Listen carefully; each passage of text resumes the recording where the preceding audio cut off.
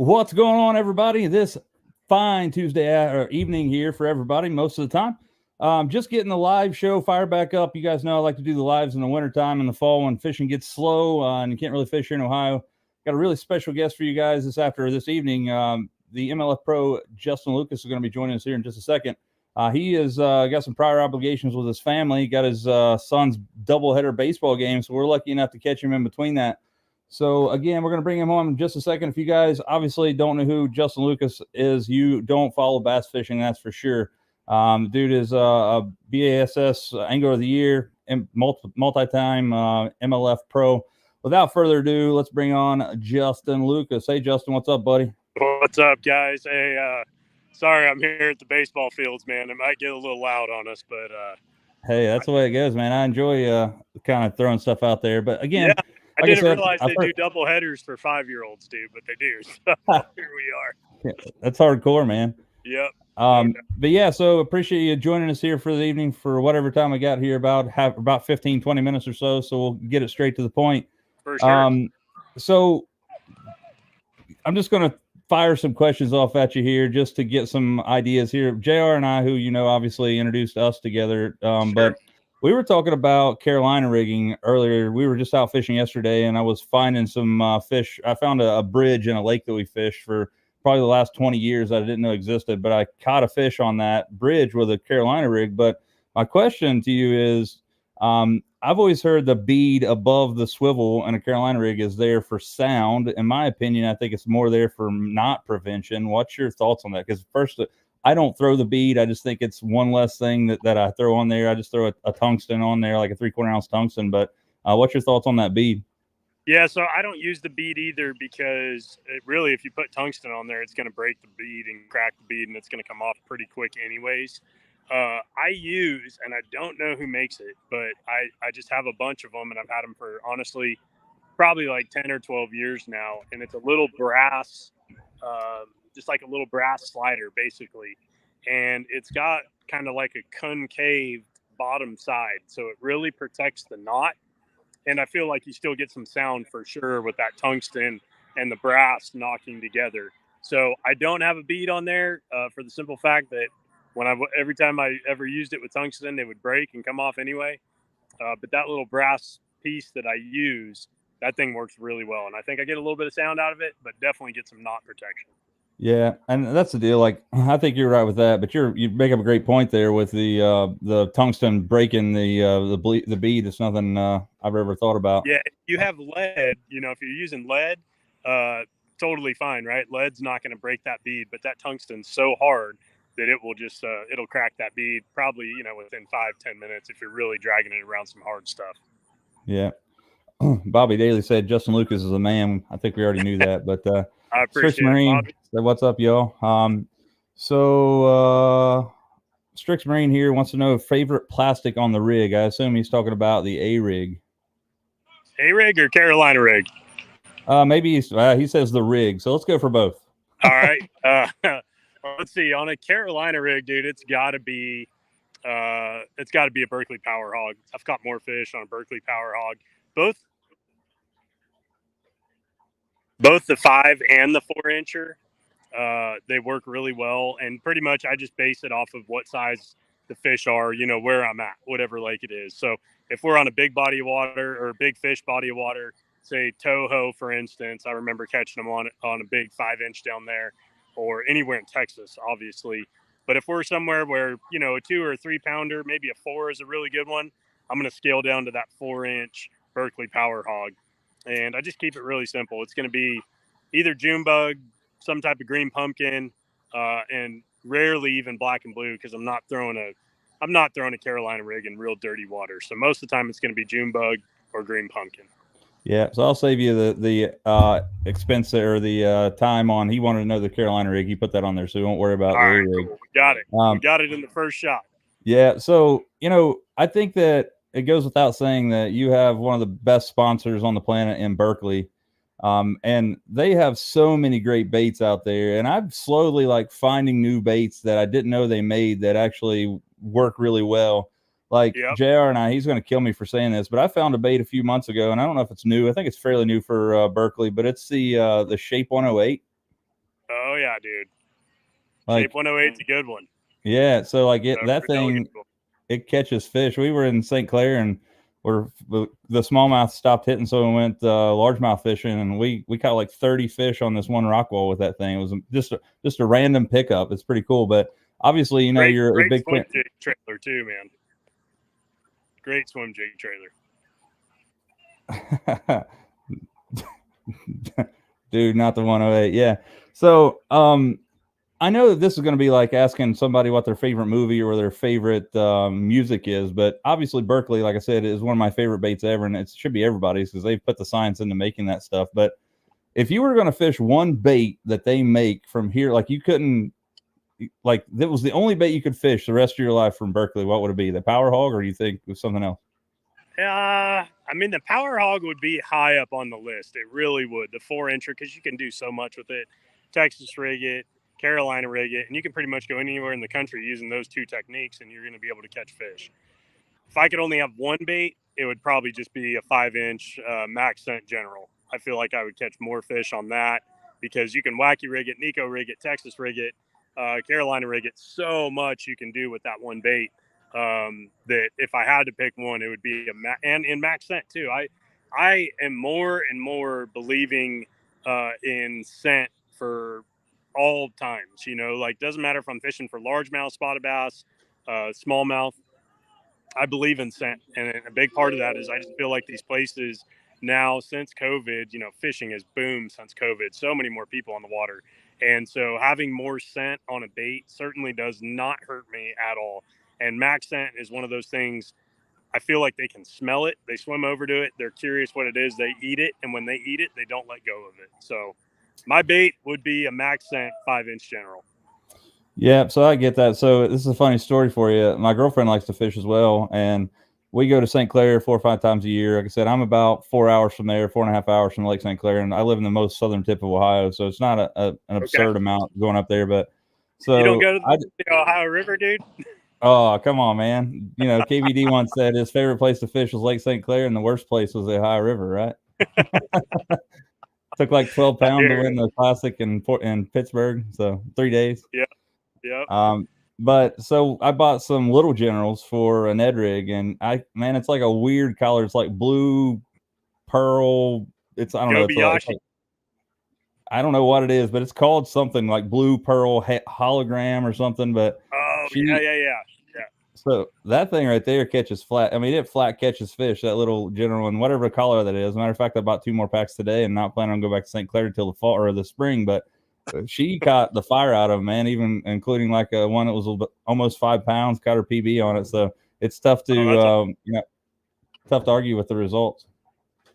Yeah, dude. Max scent is if you're not using it for smallmouth. I mean, I don't ever like to call out other professional anglers, but if I've ever seen a product that more guys are using on professional levels that they aren't sponsored by, it's got to be Max scent.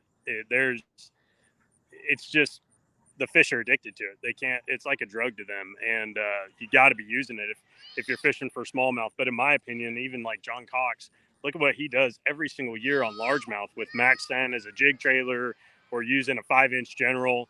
I mean, he just straight crushes the largemouth on it too. And then the Mississippi River Tackle Warehouse Invitational was just one on the Max Scent of all largemouth. So yeah, I mean, you got to be using it. Can't have too much Max Scent, in my opinion. Yep. Bobby says chigger crawls for him. So I just recently in my local tackle shop stopped carrying them because they're actually the guy, my buddy that owns it, is retiring. But there was what was the Crazy Legs chigger crawl. I really like those Oh yeah, appendages that thing had on them, pretty good. that was a great bait, great jig trailer. Really, it really beefed up a jig, made it look like a real crawdad. Yeah, for sure. Andrew Kessinger said Max Scent Creature Hog is my go-to. That's a good one too. I mean, that's the thing, like you said earlier, dude. There's so many baits that Berkeley makes. A lot of them go under the radar because there are so many soft plastics out there. But dude, I've been with Berkeley for a really long time now, and I've felt better than ever about just having nothing but their plastics on my boat. Like we talked about for the scent, but just the quality of the design of the baits. They really catch a lot of fish, and it's cool for me to be sponsored by them because I love their stuff and I use it all the time.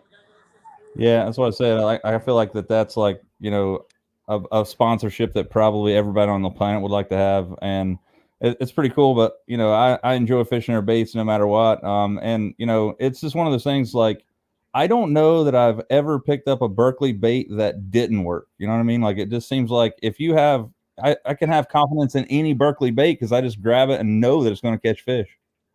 I agree. I agree, man. You should see. Well, you might have seen pictures of my shop or inside my garage, but Yeah. I got a whole wall that's 40 foot long. Pretty much the whole thing's got power bait, max scent, and regular power bait all over it. And I go through that stuff like crazy. So I do a lot of restocking. Let's say that. Yeah, I got you, man. Well, I'll tell you what, dude. I won't keep you on here any longer. I know you're watching your No, son play. yeah, you're good. I got a couple minutes left if you want.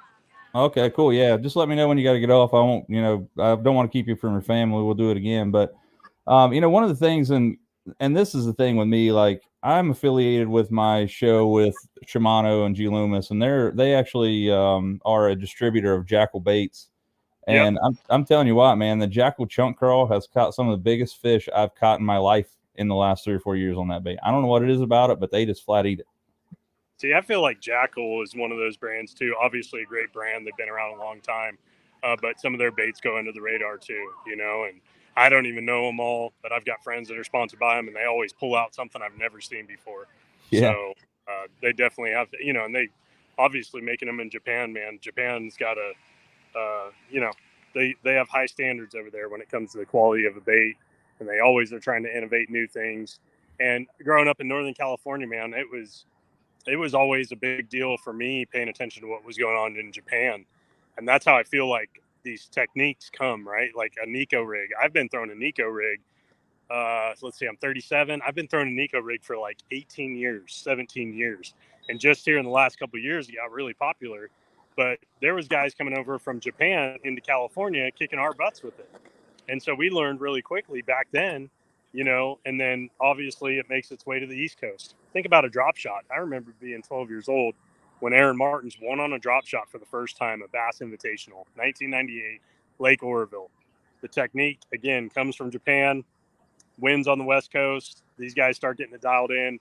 And then, Aaron and everyone else, Skeet and all the Western guys start taking it out East and start winning on that. And now look at drop shot, right? So Japanese, they have great taste in baits and designing of baits, and a lot of people don't know Berkeley's also got they have JDM products as well, Abu as well. So there's a lot of influence in some of their stuff from Japan as well, which is really cool for me. Wow. Yeah. So that's something I didn't know. I didn't know how they had JDM products there. That's pretty crazy. Yeah. So I think that I can't not ask this question, even though it's a hot button issue right now. I guess I'll preface this by saying the forward facing sonar stuff. For me, I don't own forward facing sonar, right? But I would if I could afford it. I'm a high school teacher. I don't have a ton of money, but eventually I will have it, right? So it's like I don't think that I think the technology is there. You should be able to use it, especially at your guys' level. I mean, you're not talking about like weekend anglers that's been, you're fishing for $200 at a club tournament. I mean, you guys are doing this stuff for a living, and you guys win to pay your bills. And I'm sure the sponsorship money helps, but if you're not consistently having good finishes, you might as well hang it up because a 58th place finish is not going to do it. You know what I mean? Yeah, man. I mean, so here's my thing on it, right? I enjoy using forward facing Sodar. I know the guys that use it obviously enjoy it, and I know it's not the most entertaining thing to watch. So my answer to the whole thing is just a scheduling deal, right?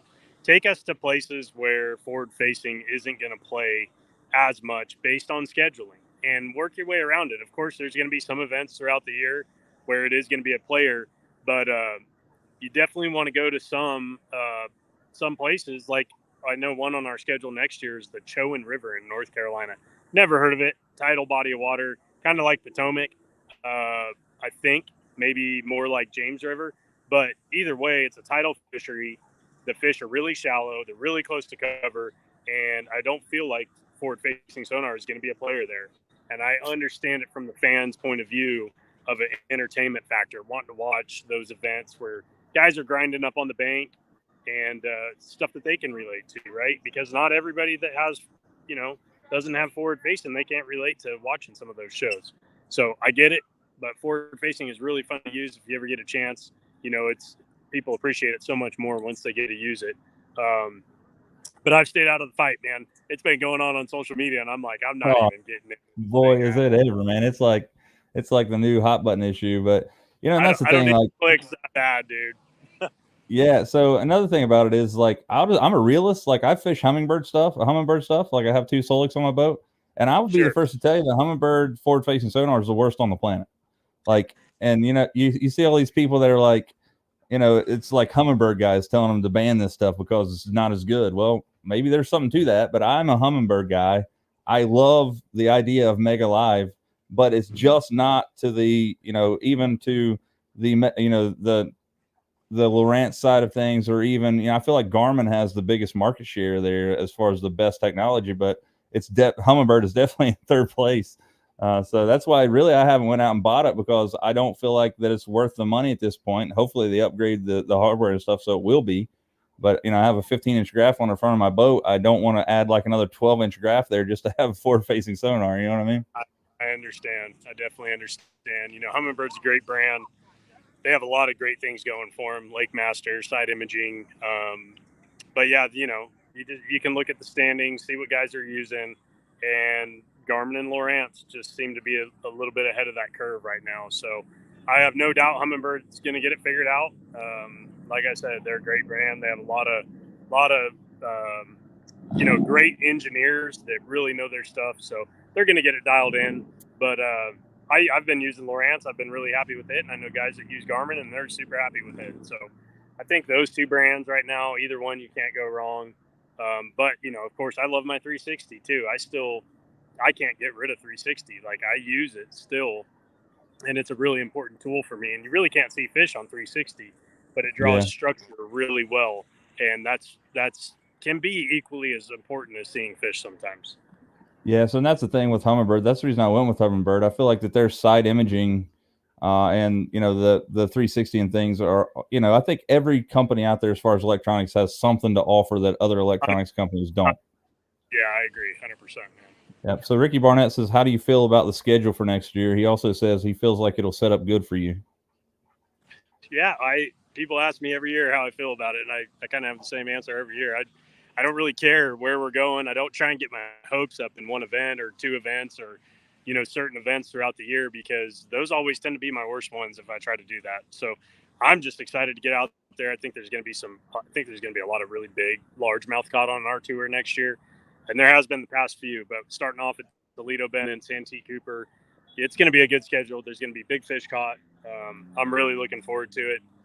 I might go out there and struggle, but I go out there and I expect to do well, and I want to be a competitor in every event, and I certainly want to be in contention for AOY at some point throughout that season. Yeah, for sure, man. So JR says, being from California originally, how do you feel about the swim bait game and glide bait game getting so much more popular? You knew it was only kind of a matter of time, because it's such fun techniques to throw, that you knew it was coming at some point, that everybody else would start picking up on the fun of them and all of that. I got to go after this question, but man, there's so many glide baits, so many swim baits out there now too, that it's fun to see what people are coming up with, and the new stuff that's coming out. I mean, I love our Berkeley coal shad. That bait is amazing. I caught so many fish on it this year, and that's one that I'm really, really happy that Berkeley came out with, and I'm really excited to start throwing that Nessie. That's going to be a good one for us. Yeah, so the bull shad is something that I've seen that I think is going to change the game there for me. One, the price point's okay. I feel like the shad pattern and stuff they have really nice. So that's something I haven't really done much of, is throwing big glide baits. Do you feel like that's an open water technique more than, like, I see a lot of people like fishing around docks and things? Do you feel like you have to have cover to catch one on a glide bait, or can you fish it, pretty much anywhere? Yeah, not necessarily. I mean, obviously, cover is a good thing, reeling it over brush piles, timber, around docks, but even just suspended, fish on a point, is a great place to throw it. And I've seen some of the biggest fish I've ever caught come on a glide bait, come out of 30 feet of water to eat a bait in 10 feet. So that was, of course, out west, but that stuff can go down out here too. You just got to be at the right place at the right time. And it's one of those things you always got to have tight on the deck. for that certain situation. You know, it's not something you go out and throw all day, but when you get a chance to throw it, when the wind's right, whenever all the conditions are right, you better have it ready. That's kind of like with any bait, right? Just when the conditions are right, you can catch them on it. I think that's the way it goes. I got to get a little bit more confidence in it because, again, I feel like it takes a special rod, and I'll be looking at like a 7.5, 7.6 heavy action, maybe a extra heavy with like a Tranks or something on there. So it's going to be something I'm going to have to set up with my boat for this year. No doubt, man. Well, listen, I appreciate you guys having me on. We're just getting in the car and headed home, and got kids, need to get put to bed, but I'd love to come back on the show, and we'll try and schedule it a little better next time. I didn't realize we had that doubleheader tonight. So it's all good, man. I appreciate it. And tell your family I said thanks for letting us use you for a little while. And like I said, I'll keep in touch here on Instagram. Is that the best way to contact you there, Instagram? Yeah, 100%, man. I'll always try and get back on there the best I can. All right, man. I appreciate it. Like I said, good luck in this upcoming season, and keep in touch, and we'll do it again, man. I appreciate your time. Yeah, maybe we can get together before the season starts, or maybe after the first event, something like that. So yeah, sounds good. I'd like to first off, thank you. Yep. First off, before you go, do you do any guiding on Guntersville? I don't do any guiding. I don't have a captain's license, so legally I can't do it because it's a navigable body of water. One of these days I might do it, but man, raising a couple boys and trying to enjoy my off time with them, I don't have the extra time right now to guide. So I got you, man. Yep. Sounds good, buddy. Like I said, I'll let you get off here. Thank you for your time. We'll see you again soon. Okay. Thank you very much. Take care. Thanks, Justin. See you, buddy. All right. Welcome back from that. Awesome. I want to thank Justin Lucas out there again, giving us a little bit of time out of his. You can see, guys, most of these pros, or all these pros, I won't say most, all of them are going to have families, and they're trying to juggle all this stuff. And I want to thank Justin for giving us a little bit of his time this evening. From his little 5-year-old boy had a doubleheader this evening, so it's pretty cool. So again, thanks, Justin. I appreciate it. And we'll get back to some of these questions that I think I can answer for some of these people. I believe it was Bobby Tucker that said, what depth is a Carolina rig for? Never used it. My opinion, man, I like throwing a Carolina rig on deep points. If it's like steeper, the better, or the opposite goes for true. If it's a big, long bank, I'll throw that on there too on a point. But I'm throwing a Carolina rig, from 15 to 40 foot of water. I caught a fish yesterday, matter of fact, the deepest I've ever caught a largemouth bass in my life yesterday on a Carolina rig in 41 foot of water at Yatesville. I found a bridge there, and JR and I was throwing a Carolina rig, and I was throwing a 10-inch or 11-inch old monster zoom worm in green pumpkin candy. And I had side scanned with my Humminbird, and I'd found this thing 2 weeks ago when I was out there that I didn't even know existed. And then I went there the other day, and JR was wanting to know kind of how I throw a Carolina rig and how I, rigged it and all that stuff. And from that, I just said, hey, I know where this spot is. I'd like to go throw a Carolina rig over it. I may get hung up, I may not. But anyway, I made about 5 casts on that thing. And it's, like I said, it's 41 foot of water. And I caught about a 15, 16-inch bass off, and it wasn't a giant, but this thing was in 41 foot of water. And I think a Carolina rig, it gets down there a lot quicker. One, because you're using a bigger weight. Again, I use a 3/4 ounce weight, usually, if not, maybe a 1 ounce, depending on where I'm at. I've been known to throw a Carolina rig in the St. Clair River in St. Clair, Lake St. Clair. I've been known to throw a 2-inch or 2 ounce weight on my Carolina rig to get it down there because there's so much current.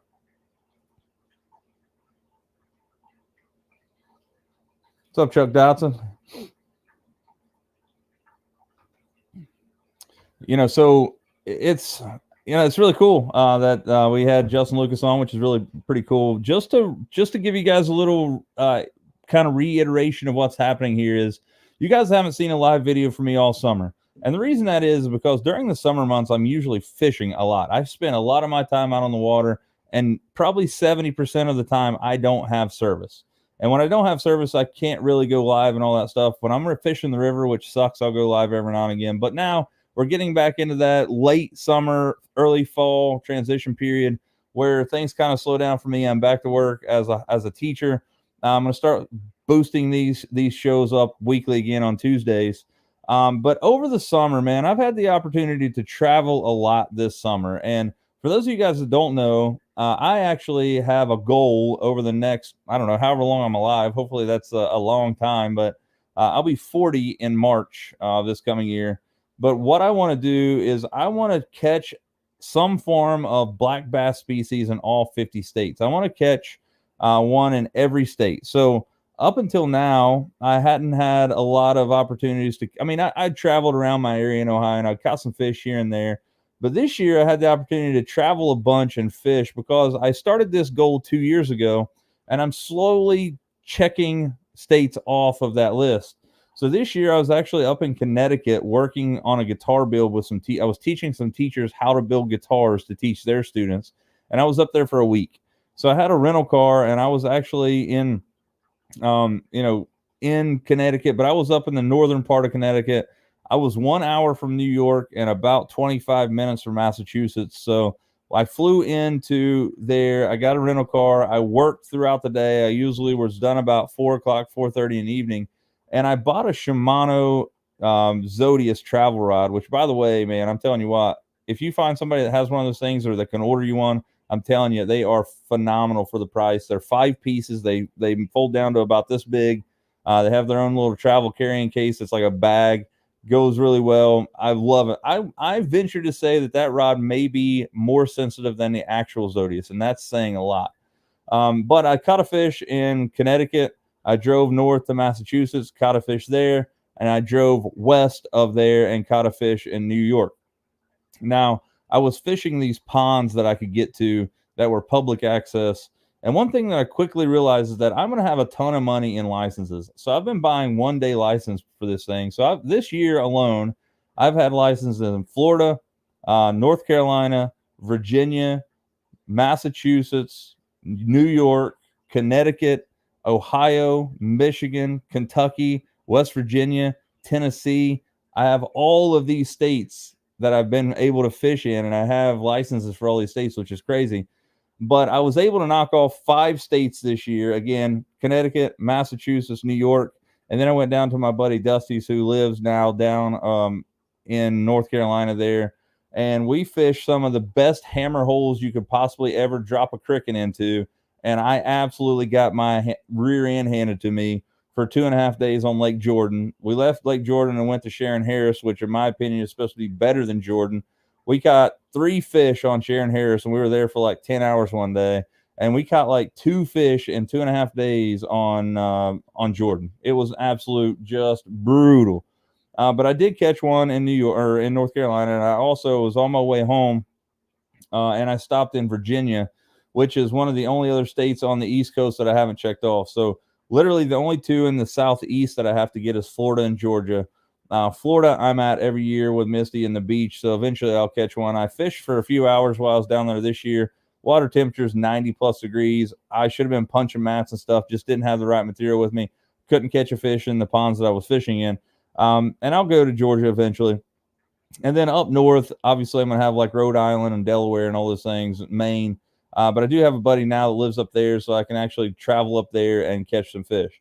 I think my goal next year, I think I'm going to go to Lake St. Clair in April, like Kyle and I did this year for the weekend, like Friday, Saturday, Sunday, and go up there and hopefully catch them like we did.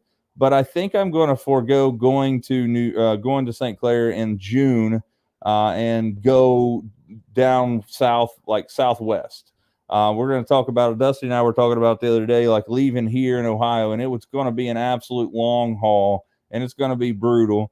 But driving from here, going down to like hitting Louisiana, going through Texas, hitting a couple of lakes in Texas like Lake Fork and Ivy, and then going north up and hitting like Oklahoma, and then coming back around like through Arkansas, knocking like 3 or 4 states off there in one trip. And this is going to be an absolute brutal trip, but it will be epic for the channel. So that's what I'm looking at right now. I'm hoping that happens.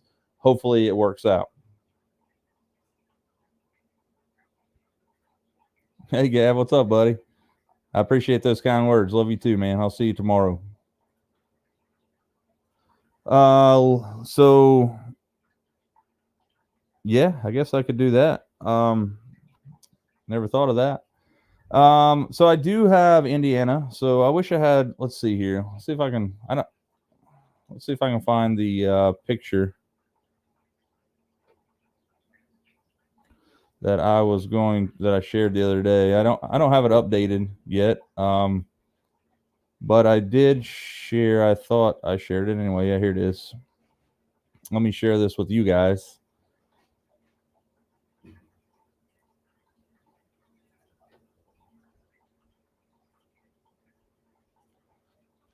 So here is the list that I started before the year started. I checked off North Carolina and Virginia. So these two are colored in now. I'll post a new one soon. Again, so I have Rhode Island, Vermont, New Hampshire, Maine up there, New Jersey, and Delaware. I've caught a fish in Maryland. That's why I was fishing the Potomac River in a BFL regional up there. It was a crazy amount of drive. It was like 11 hours from here to get there. It was crazy, but I ended up catching one fish in the regional, so I checked that off. But again, Virginia, North Carolina. But we're thinking about driving down south here through. I said that I had Alabama and Mississippi. I ended up. It was a first for me in Mississippi. I caught my very first meanmouth, but was also my very first fish in Mississippi. But like hitting Louisiana, Texas, Oklahoma, Kansas, Missouri, Illinois, creating, I guess you would have to there's no way you could skip Arkansas, but it's probably like Louisiana, Texas, Oklahoma, Arkansas, something like that. But they're going to talk about, just a week-long trip where you're going to be fishing a couple lakes here and there and traveling to a new hotel. And it's going to be it'll be an epic trip, but it's also going to be a brutal trip. I'm sure of it. So that's what I'm looking at. So that's what I'm talking about, man. Like I want to go to these lakes that we hear about all the time, like Table Rock or Ten Killer, or again, obviously we know why I want to go to OHIV and Fork because they've been turning out absolute hammers. I don't know if you guys follow Josh Jones, but Josh Jones could potentially be, in my opinion, the best big bass fisherman on the planet at this time. And I'm not saying that because I know the guy. I don't know him at all, at all. Don't have a clue who he is other than the fact that the dude is an absolute hammer. He has been posting this bait. I think it's called the 6 Sense Panorama. But he posted the other day, he's a guide, and I think he guides on Fork and OHIV. But he posted the other day on Facebook and Instagram that in his boat, he's had 87. Now, think about that. Almost 90 fish hit his deck over this year alone. And right now, it's only September, guys. It's not the end of the year yet. He's had almost 90 fish hit his deck that are over 10 pounds. Now, think that through. 90 fish close to it, 87 fish that are 10 pounds or bigger. I've never caught a 10-pound fish in my life, and I've been fishing for a better part of 35 years in my life. Biggest fish I've ever caught in my life is, 6.5 pound largemouth, and 5 pounds, 15 ounces I caught this year at St. Clair as a smallmouth. I've caught a giant catfish, but it's been in a pay lake, 67 pounds, shovelhead. I've caught those fish. I've caught some big muskie and things on accident, but I couldn't imagine having a boat where you've put 87 10-pound plus fish in the boat. The other day, he posted that him and a client he has that hires him all the time, they had a 51-pound stringer of 5 fish. That is absolutely crazy. Yep, Gav, I'm going to Maine here. Maybe not be next year, but I'm definitely going. I got a buddy that the guy that I was teaching guitar building with in Connecticut lives in Maine, and he told me that I can come stay with him whenever I wanted to. So that will make the trip a little easier when I don't have to have that kind of cash in hotels and stuff. Man, you're not kidding. You're not telling me anything. I wish I had 10-pounders here in Ohio. There has been a few caught here and there. You hear them come out of private ponds every now and again, farm ponds and things. but you're not going to get crazy stories where, you just go, like I said, I caught a decent fish the other day out of Yatesville here, 5.5 pounds. It was 5 pounds, 8 ounces. I've heard of some big fish being caught out of lakes around here. Again, I heard of a giant fish getting caught out of Yatesville the other day.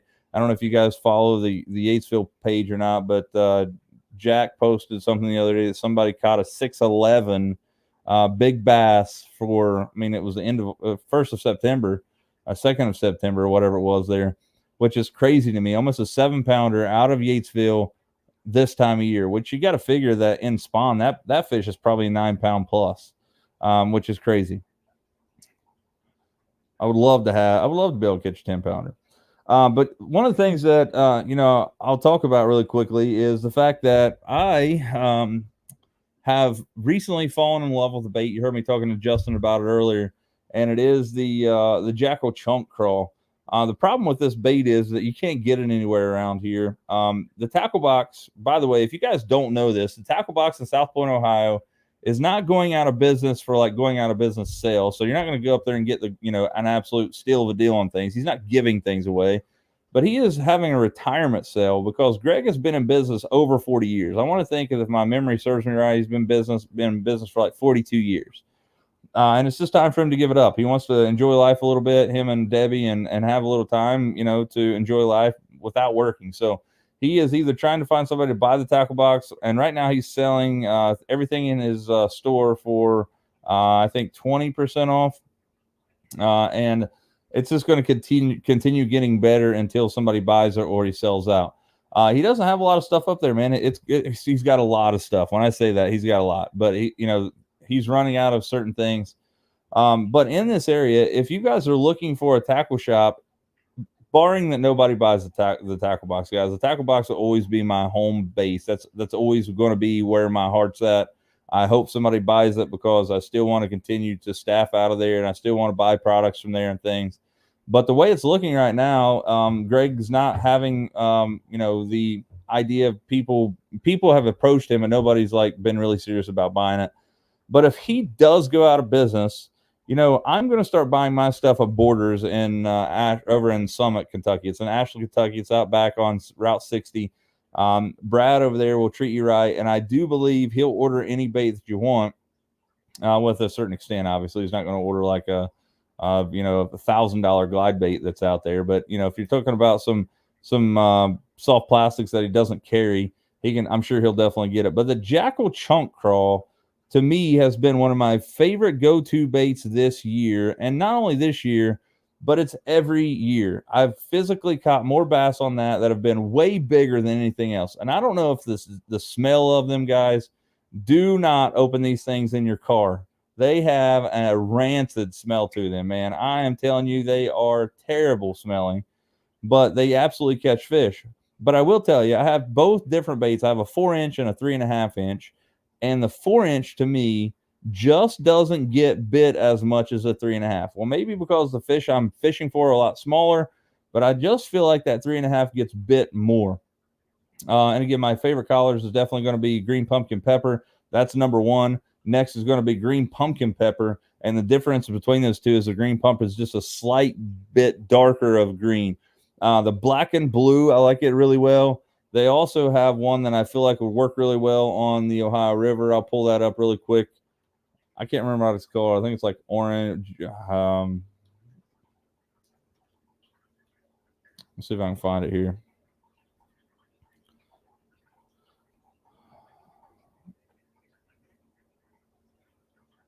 Well, I don't know what it is about Tackle Direct or whatever website I try to get on. It's never.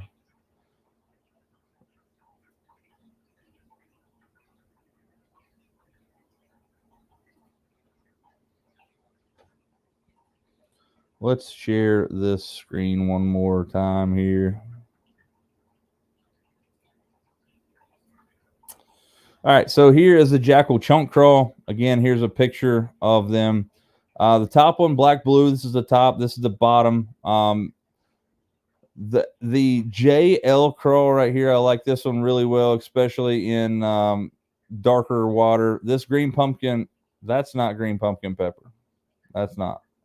That's green pumpkin chartreuse. green pumpkin pepper does not have that chartreuse bottom on it. I don't know why this is like that. It's kind of similar to this, but it's not green like that. They have their picture wrong. And this is SL Orange is what I was talking about here. I feel like this is a really good bait for like a river system or a creek or something, especially in the summertime. If you've ever seen a crawdad in the molting phase where they're actually going into the summer months and the water's getting warmer, they turn this orange or red collar. This is a really good one. I've bought the Southern Delight. I have SG Crawl. This watermelon pepper right here at the bottom here is my absolute favorite collar. They just absolutely eat it. I don't know what it is about it, but I'm telling you what, they do catch fish. And again, if you're interested in getting your hands on some, I would suggest, like I said, Greg is going out of business. He's not in the market for going out and ordering new things because again, he's trying to retire. But if you go over to talk to Brad at Borders, I'm sure he'll order them for you. And again, they're really good baits, but you're going to figure to pay about $7 a bag for them. I think that's just kind of comes with the territory of them being imported from Japan. Jackal baits, are really good, but you're going to pay for them. Their crankbaits are, $12 to $18 a piece, which is crazy. I think that their eye prop, which is their spy bait, I am going to look at buying some more of those. I don't have actually some of them because I feel like that the spy bait game for me, I caught a 5.5 pound smallmouth at Lake St. Clair in June on it. So if I share my screen here with you again, this eye prop is going to be one that I buy as far as jackal bait goes. I really like this. It's not that one. That one right. This one right here. I think this is called threadfin shad. I'll be able to tell you if it is.